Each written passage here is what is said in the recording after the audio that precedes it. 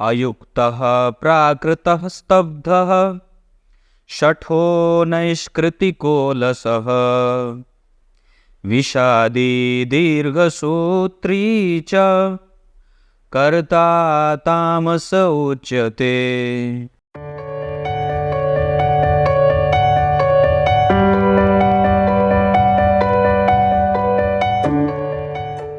प्रिय दर्शकों नमस्कार, एक बार फिर से उपस्थित हूँ आप सबके सामने मंगलवार के कार्यक्रम में। आप लोगों ने कल जो मैंने जम्मू कश्मीर के लोगों से, जब मैं दिल्ली गया था तो नजफगढ़ में वहाँ पे कॉलोनी है कश्मीरी पंडितों की। वहाँ पे वो लोग, जब उन लोगों के ऊपर हमला हुआ था कश्मीरी, जिस पे आपने द कश्मीर फाइल्स फिल्म भी देखी है, उन लोगों से मेरी मुलाकात हुई थी। उन लोगों ने मुझे अपने यहाँ बुलाया था, मैं उनके यहाँ गया और बड़ा आदर भी किया और एकदम बिल्कुल फ्रेंडली। मैं आप लोगों को बड़ी अच्छी बात बताता हूँ, आप लोगों ने कल के जो कार्यक्रम में देखा है, मैं किसी भी तरीके का जो है वो प्रिपरेशन करके नहीं गया था कि मुझे जा करके वहाँ पे वीडियो शूट करना है। मैं तो बस अपनी दवाई के लिए डॉक्टर साहब से मिलने जाता हूँ, तो मेरे साथ निखिल जी होते हैं, तो साथ में हम लोग कैमरा भी ले लेते हैं कि चलो अगर कभी मौका पड़े तो कुछ बनाने को मिले तो कार्यक्रम गैप ना हो, इस वजह से बना लेंगे। पर वहाँ जब गया, उन लोगों से मेरी बात हुई। नजफगढ़ कॉलोनी है, दिल्ली में, जानते होंगे आप लोग। तो वहाँ पे उन लोगों से जब बात होने लगी तो मैंने कहा कि तब तो ये तो उन लोगों को बताने वाली बात है। उन लोगों ने मुझे बात बताई। उस कार्यक्रम में मेरे पास माइक वगैरह नहीं था, तो कैसे कैसे करके हम लोग शूट किए थे, वैसे ही जैसे तैसे जो भी बात कर रहे। पर उसमें कुछ चीज़ें जो मैं आप लोगों को बताऊँ, ये कार्यक्रम में बताऊँगा। उसमें उन्होंने कहा कि सामने से ऐसे एक जो बीच में जो बैठे थे अंकल जी, उन्होंने बात कही कि मेरे मामा को उन्होंने यहाँ लगा करके ऐसे धाड़ से गोली मार दिया था, ऐसे। और उसके बगल में जो व्यक्ति उनको रोकने चला था, उस समय जब की बात है, जब उन लोगों को कश्मीर से भगाया गया था, तो उसके बगल में जिस व्यक्ति ने उनको रोकने की कोशिश की थी, अरे क्यों मार रहे हो, मत मारो, उसको गले से ऐसे उनका गला काट दिया था, ऐसे। और उन लोगों ने जितने भी, जो भी आप लोगों ने जिन लोगों को भी कार्यक्रम में देखा है, वो सब लोग प्रत्यक्षदर्शी थे, प्रत्यक्ष उन्होंने सब चीज़, सारी चीज़ें देखी थी। वो सब कॉलेज लाइफ में थे उस समय, और वो उन लोगों को अपना करियर बनाना था। पर उन लोगों के साथ इतनी भीषण दुर्दांत घटना घटी थी कि पूछो ही मत। बड़ी बड़ी बड़ी उन्होंने ये बात कही कि महिलाओं के स्तन पे ऐसे सिगरेट से लिख देते थे 786। इतनी मतलब निर्ममता थी, जलते सिगरेट से लिख देते थे। और हम लोग जब भाग रहे थे तो वो सीन हम लोगों को याद है, वो दृश्य याद है कि पेड़ों पर लोगों की लाशें लटकती थी, ऐसे। और वो सारी चीज़ें जो आप लोगों ने कश्मीर फाइल में देखी थी, मैं जब उन लोगों से मिला तो मुझे बड़ा सिहर उठा गया। ऐसा कैसे कोई ऐसे कर सकता है, मतलब इतनी हद है। तो इसी वजह से मैंने सोचा कि आप लोगों को वो कार्यक्रम बनाऊं और दिखाऊं। और आप लोगों को एक बड़ी अच्छी बात लगेगी, जो आप लोगों ने कार्यक्रम में बगल में जो मेरे बाएं साइड में जिन व्यक्ति को देखा है, जब मैं वहाँ से आने लगा तो उन्होंने मुझे, पता है पैसे कैसे दिए थे? उन्होंने मुझे ऐसे इस कदर से पैसे दिए थे चुरा करके, जैसे हम लोग, जब मैं बहुत छोटा था अपने मामा जी के यहाँ जाता था तो मेरी नानी मुझे चुरा करके पैसे देती थी, और मामा जी मेरे लिए कुछ अलग से कुछ ऐसे कर देते थे। तो जिस तरीके से माताएं और हमारे जो बड़े घर के होते हैं, वो चुरा करके हमारे बैग में कुछ पैसे रख देते हैं, और बाद में जब घर से निकल जाते थे तब फ़ोन करके बताते थे तुम्हारे बैग में तुम रखा हुआ है पैसा, देख लेना। वैसे उन्होंने मुझे पैसे दिए थे। मतलब एक अलग तरीके का अपनापन दिखा वहाँ पे, कि बिठा करके एकदम जैसे बच्चों को खिलाया जाता है, खाओ नहीं तो मार पड़ेगी, ऐसे उन्होंने मेरा सत्कार किया था, इतना आदर किया था। और दिन भर रहा था मैं, बहुत अच्छा लगा। और इतना अपनापन उन लोगों के पास, इतना, जिनका हृदय इतना विह्वल है, जितना इतना निर्मल है, उन लोगों को लोग सता देते। तो बड़ी अजीब बात लगती है कि हमें कम से कम इतना, कभी भी प्राणियों पे दया करने का तो हमारे धर्मशास्त्र में ही बात कही गई है। आपका धर्म कभी भी, चाहे कोई भी धर्म हो, वो कभी भी संपूर्णतया, जब कभी भी वो कट्टरता को धारण कर लेता है तो वो हिंसात्मक हो जाता है। कोई भी धर्म, चाहे सनातनी है, अगर जो कट्टर हिंदू हैं, एकदम जो बिल्कुल कट्टर हिंदू हैं, जो कट्टर सनातनी हैं, वो जब उनकी कट्टरता बढ़ेगी तो वो हिंसा में बदल जाती है, मतलब वो फिर हिंसा हो जाती है, वो धर्म नहीं रह जाता। तो उसी तरीके से अगर आप कोई भी धर्म, अब सनातन धर्म के अतिरिक्त, जो हिंदू धर्म के अतिरिक्त जो भी धर्म है, अगर कोई भी है, अगर उसमें बहुत ज़्यादा अपने धर्म को लेकर के कट्टरता परोसी गई है, या अगर उसमें वो विद्यमान है, तो वो हिंसा है। और मतलब मैं तो यही जानता हूं कि किसी भी धर्मशास्त्र में कभी भी हिंसा को स्थान नहीं दिया गया, क्योंकि धर्म चाहे कोई भी हो सदैव बहुत ऊंचा होता है, सदैव बहुत ऊंचा होता है। और उसका जो धर्म का दर्शन है वो ऊंचा है, इसीलिए वो धर्म है। अगर उसका दर्शन ऊंचा नहीं होता तो वो धर्म नहीं होता, है ना। तो अगर ये बात जो मैंने कल आप लोगों को दिखाई है, अगर आप लोगों ने नहीं देखा है तो जाकर के देखिएगा। हालांकि उसमें आप लोगों को साउंड की थोड़ी सी समस्या होगी, क्योंकि माइक मेरे पास एक ही था, वही मैं कभी उनको लगाऊं कभी उनको लगाऊं, पर फिर भी एक बड़ा ही भीषण रहा था।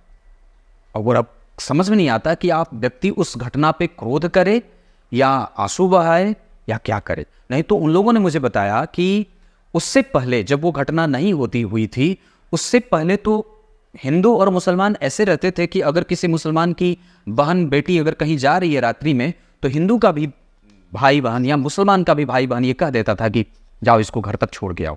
पता ही नहीं चलता था, कॉलेज में सारे लोग एक साथ थे तो पता ही नहीं चलता था कि कौन किसका है, कौन किस धर्म का है।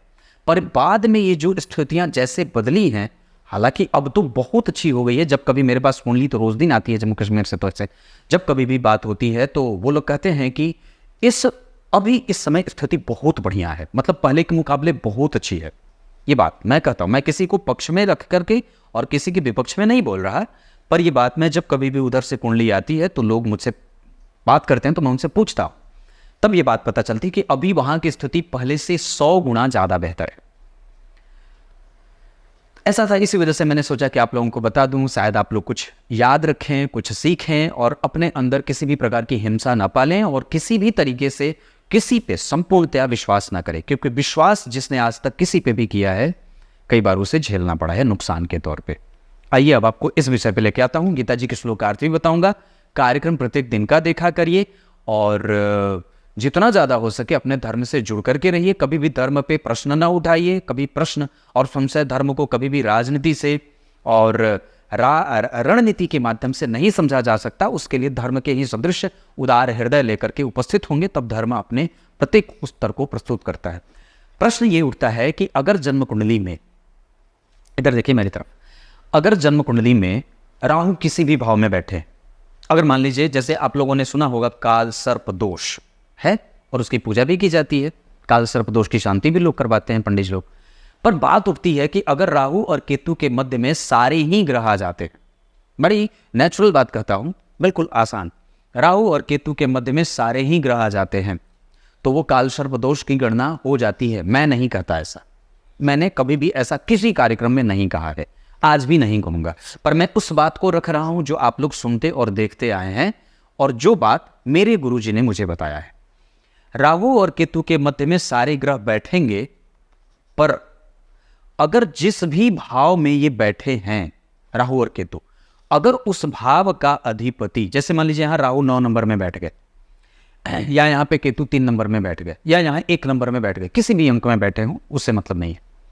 अगर ये जिस भी भाव में बैठे हैं, अगर इस भाव का अधिपति इनसे त्रिकोण में या केंद्र में, ध्यान से समझिए, बहुत गहरी और बड़ा विशाल विषय है। राहु और केतु के मध्य में सारे ग्रह बैठे और केतु जिस राशि में बैठे, अगर उस राशि का, मान लीजिए केतु यहां बैठ गए, मान लीजिए केतु यहां बैठे हैं, मैंने दिखाया है यहां 1 नंबर लिखा है, ठीक है, तो 1 नंबर के अधिपति कौन हुए? मेष राशि बनती है, मेष राशि के अधिपति बन जाते हैं मंगल। और अगर मंगल इनके इस भाव से यहां बैठ गए या मंगल यहां बैठ गए तो ये काल सर्प दोष नहीं होगा। दूसरा, अगर मान लीजिए यहां पे 5 नंबर लिख दिया और सूर्य यहां बैठ गए या सूर्य यहां के अधिपति होकर के यहां बैठ गए तो ये काल सर्प दोष नहीं होगा, बल्कि वो अन्यत्र एक अतिरिक्त बड़ा ही उत्कृष्ट तरीके का राजयोग बना देगा, जिसका प्रतिफल व्यक्ति को अत्यंत ऊंचाई तक ले जाकर स्थापित कर देता है। काल सर्प दोष पे मैं ऐसे आपको 1000 कुंडलियां बता सकता हूं जिनकी कुंडली में भयंकर काल सर्प की बात की गई थी और वो व्यक्ति इतना ऊंचा है कि पूछो मत। इस वजह से वो एक आकाशीय परिघटना है जो कई जगह से कई वर्षों पे, कुछ अंतराल के लिए, कुछ समय के लिए सारे ग्रहों को अपने मध्य में स्थापित कर देती है। बस इतनी सी बात है। ये आपको देख लेना चाहिए कि आपकी कुंडली में राहु और केतु कहाँ बैठे हैं। जिस भाव में बैठे हैं उस भाव का अधिपति या तो केंद्र में है, मतलब 4 घर आगे पीछे, या तो फिर त्रिकोण में, यानी 5 घर और 9 घर आगे पीछे। क्लियर है? तो वो काल सर्प दोष नहीं होता।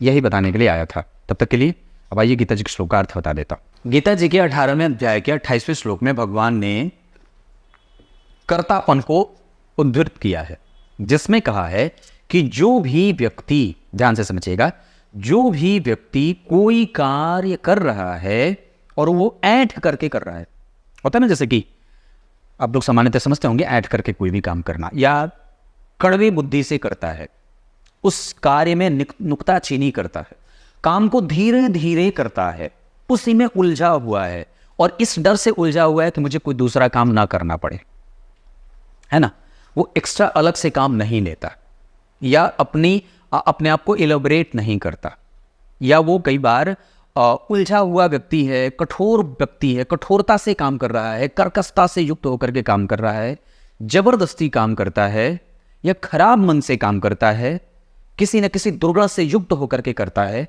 उसे तामसिक कर्ता कहा गया है। समझ गए होंगे। तब तक के लिए बहुत बहुत नमस्कार।